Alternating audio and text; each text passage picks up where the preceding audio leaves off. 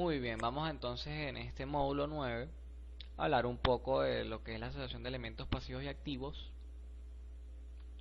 con referencia a lo que hemos visto en el módulo anterior de los elementos resistivos puros.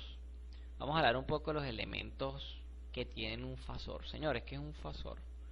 Eso se lo dejo de investigación a inicios de este curso, porque al hablar de un fasor hablamos de un ángulo que refleja, en este caso, ¿cómo se lo explico a nivel práctico? Un elemento que distingue, una característica de propiedad que distingue a los elementos resistivos puros.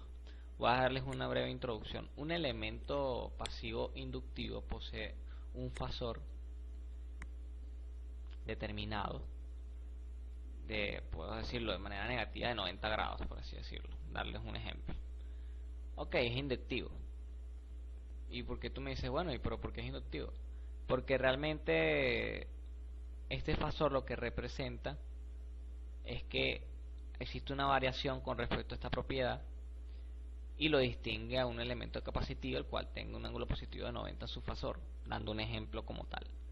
Entonces, bueno, de esto se distinguen los elementos. Entonces tú me dirás, bueno, ¿y por qué las resistencias no tienen su fasor? Realmente su fasor es nulo, es cero, porque no varían con respecto no varían con respecto a su ángulo, solamente en su módulo, en su parte escalar. Un elemento pasivo inductivo y capacitivo cuenta con su módulo, su parte escalar y con su ángulo correspondiente. Muy bien, al ya haber entendido eso, realmente es a nivel de general, como yo siempre se los hago énfasis en los módulos, que se tenga este conocimiento. Muy bien, vamos a partir entonces de iniciar este módulo ya conociendo la asociación de los elementos ya mencionados.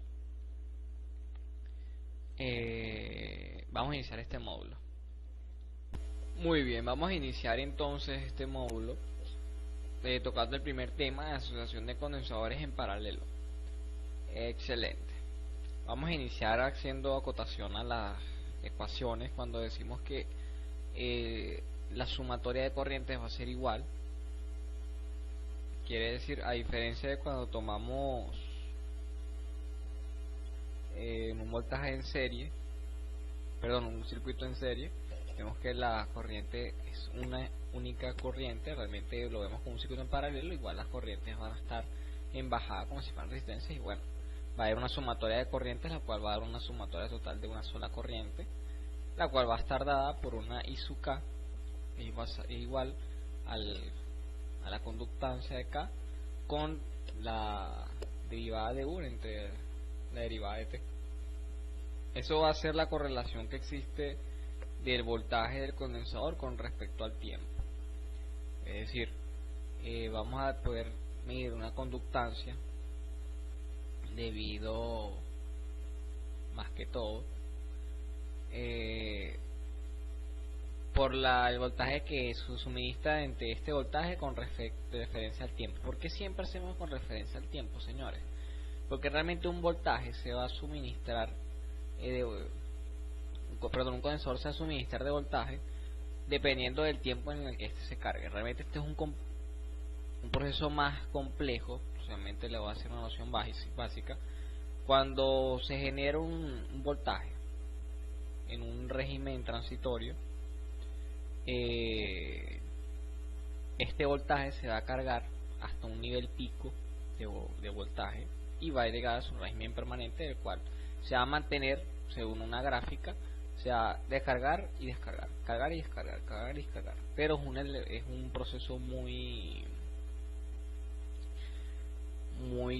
de una frecuencia y un periodo muy pequeño. Es decir, va a ser prácticamente constante.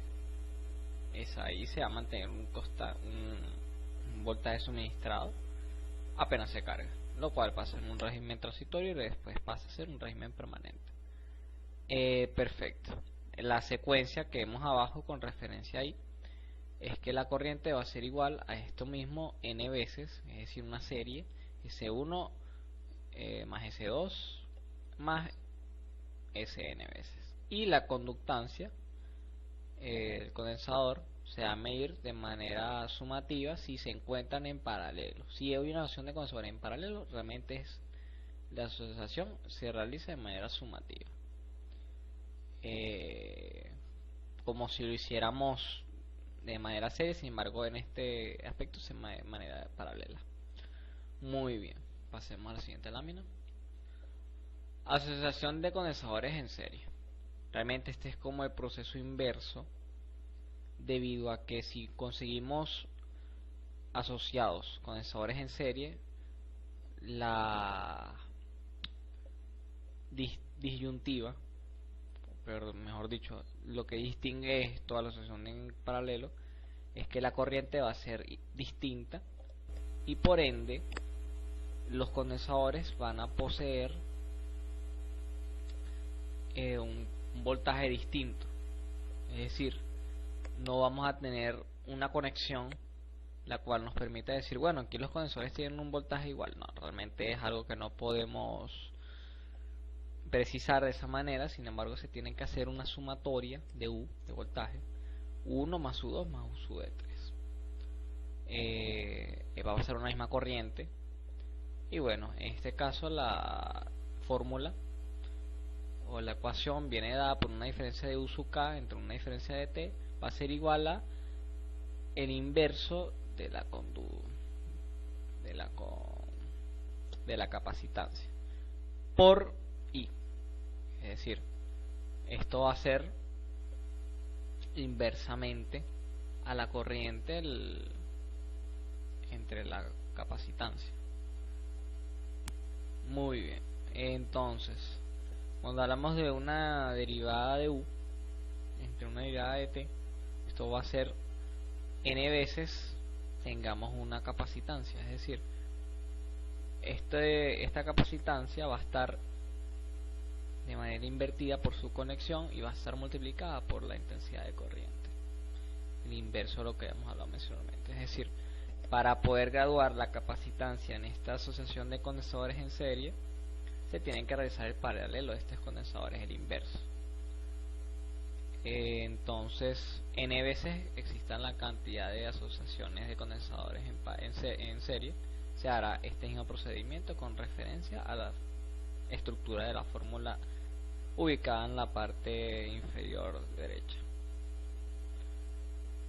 Muy bien, pasemos a la siguiente lámina. Ya hemos hablado de la asociación de condensadores en serie, que son los elementos pasivos de carácter capacitivo. Pasemos ahora a los elementos de asociación de carácter inductivo. Asociación de bobinas en serie. Muy bien. Cuando hablamos de una bobina, ¿de qué hablamos, señores? Hablamos de un elemento pasivo que induce una corriente de manera proporcional a los que genera una corriente, de esta manera en un mismo sentido. Es decir, si tenemos en un respectivo tiempo una asociación de bobinas en serie que van dirigidos en un mismo sentido, esta va a poseer el mismo sentido de lo que indica las bobinas. No vamos a tener ninguna bobina en otro sentido porque haría ilógico la resolución de este circuito. Muy bien, yéndonos un poco al aspecto matemático, podemos observar que el U de T va a ser igual a la sumatoria de estas bobinas. Es decir, no va a variar con referencia a la inducción de esta, porque bueno, se mantiene en la misma dirección, que es lo que vengo nombrando principalmente. No va a haber una reorientación de estas bobinas con referente al sentido de la corriente, y eso no va a afectar su propiedad o su magnitud o su módulo o su sentido de la corriente. Por eso es que este elemento puede asociarse de esta manera sin afectar esa orientación, y eso no va a afectar la propiedad tampoco de los elementos. Por eso es que la sumatoria de estos elementos va a ser caracterizada en este sentido. El SU1 va a ser igual, el SU total va a ser igual a la sumatoria del SU1. Viéndolo más práctico, el SU1 con referencia a la derivada de I sub de T entre dt va a ser igual a la derivada de la corriente, la variación que existe desde el punto de inicio hasta el punto final de I sub I, que va a estar expresado en este sentido desde el punto I sub y a sub I sub t, el cual va a ser una variación rectilínea uniforme con referencia al tiempo. E igual va a ser el mismo modo con L sub 2, L sub 3 y la sumatoria así, como lo he venido explicando. Y bueno, esa es la asociación de bobinas en serie. La asociación de bobinas en paralelo. Realmente, en este caso, va un poco asociado a lo que hemos venido diciendo. Realmente aquí la corriente entra por el primer nodo del circuito, se subdivide en tres corrientes y pasa por tres elementos inductivos puros y sale por el siguiente nodo. A nivel de matemática, lo vemos que una corriente I sub t es igual a la sumatoria de esta. Sin embargo, el inverso de este elemento inductivo va a ser igual a la proporcional de la integral de U con respecto a T, al voltaje de T, más el inverso de la siguiente bobina por la proporcional de la integral de U de T, y así sucesivamente con la asociación de bobinas que tengamos conectadas en ese tipo de configuración en el circuito. Y eso nos va a dar obviamente la sumatoria de todas estas bobinas en paralelo, y esta va a dar proporcional a la integral de U de T de T. Y bueno, así tenemos la ecuación general con respecto a la serie. El inverso de L sub Q, que es la asociación de bobinas total, va a ser igual a todas las bobinas en paralelo, disculpen, que va a ser 1 entre L sub 1 más 1 entre L sub 2 más 1 entre L sub 3, o el inverso de cada una de estas. Como resumen, se ve en la ecuación de abajo la serie del inverso de una inductancia. ¿Por qué sucede esto, señores? Realmente, si bien es cierto, no afectaba la corriente como tal, porque era una misma proporcionada por un mismo sentido que no era reorientado. Sin embargo, aquí contamos con la subdivisión de toda esta corriente, y bueno, realmente calcular esta corriente produce una variación con respecto a donde estamos planteando todo este circuito con referencia al voltaje. A pesar de que una bobina no consideramos el voltaje, se ve implícito, de manera de que de U de T contamos con una diferencia potencial de un punto a punto del cual no tenemos conocimiento, porque está esparcido. Debemos integrarlo, por eso existen las integrales, para integrar todo este no volumen en este caso, sino toda la relación de esta magnitud.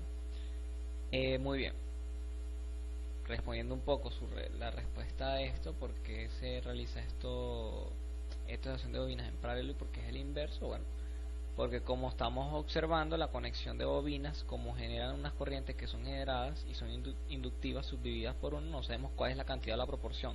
Por eso es que la conexión amerita que se va a realizar con este artificio matemático del inverso y el paralelo. Realmente es una ley que aplica para todo esto que estamos observando. Si podemos asociar esto con las bobinas en paralelo, realmente podemos hacerlo con las condensadores en serie. Realmente es particularmente el mismo proceso con referencia a la ecuación.